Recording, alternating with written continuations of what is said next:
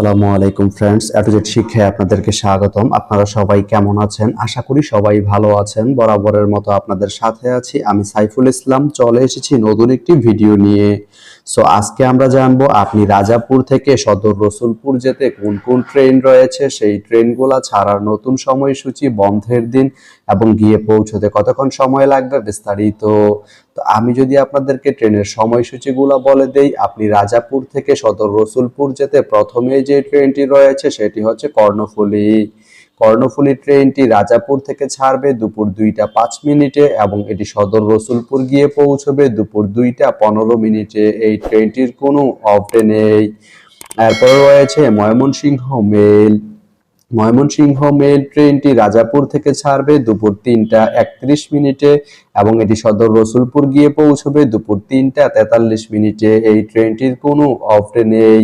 তো আপনি রাজাপুর থেকে সদর রসুলপুর যেতে এই দুইটি ট্রেনের যে কোনো একটি ট্রেন ব্যবহার করতে পারেন। তো ভিডিওটি কেমন লাগলো অবশ্যই কমেন্ট করে জানাবেন।